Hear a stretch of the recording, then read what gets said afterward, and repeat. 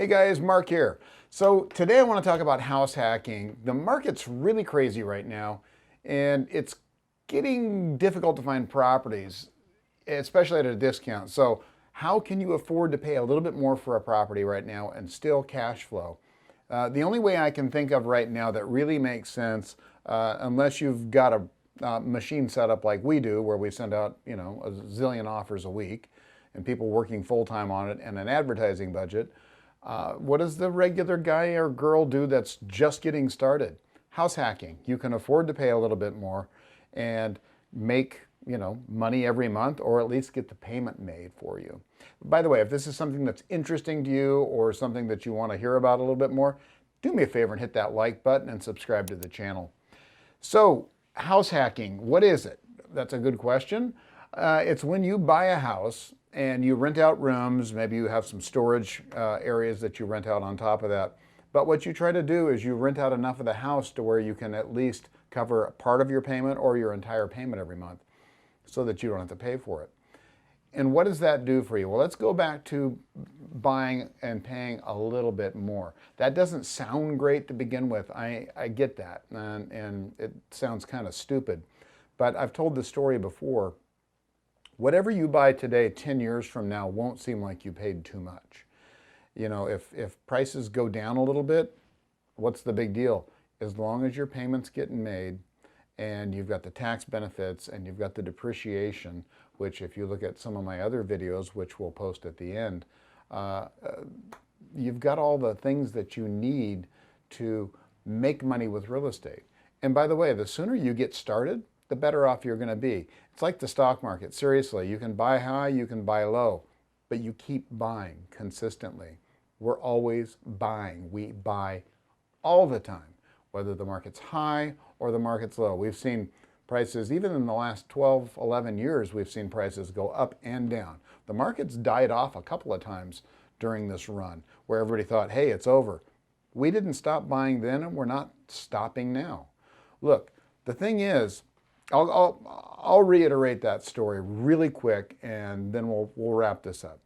But let's say my house was built in 1962, and everybody bought a house then in 1962, and they paid $30,000 for it. Well, 2 years later, another guy comes along, and he pays $35,000 for his house in 1964, and everybody's kind of chit-chatting in the neighborhood about how much he paid for his house at that time. He paid $5,000 more, which back then was a massive amount of money, a fortune. And he's still known as the guy that paid too much for his house, because there's still a bunch of old people that live in my neighborhood. But, did he really pay too much? I mean, come on. He paid $5,000 more. He paid $35,000 for a house that's worth $800,000 or $900,000 now.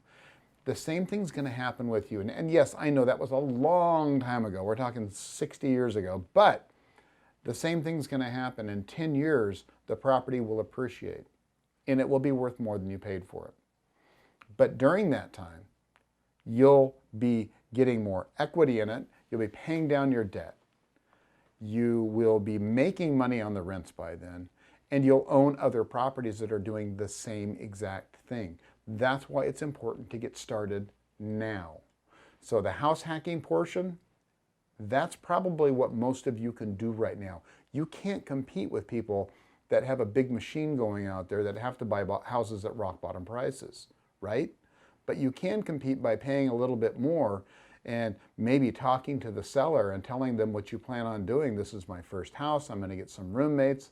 I'm excited about it. Write them a letter. Let them know who you are and what your plans are. Those letters go a long ways with me, guys. I flip houses. And almost everybody that wants to buy one of my houses that I sell retail writes me a letter to tell me who they are. And that goes a long ways with me. I know my wife and I, we're business people, but we can be swayed emotionally by those letters. Now, we're not going to take a lower offer necessarily, but we might go with that person over the other person who didn't necessarily want to take the time to write a letter. So anyway, just a quick one today about house hacking, and I think it's an excellent time to do it. Keep your eyes open for deals. Go driving for dollars. What does that mean? Go around looking for houses that need to be fixed up and go knock on the door. Wear a mask, but go knock on the door. Talk to those people. You know, get a relationship going so that maybe they might want to sell to you 6 months down the road. All right?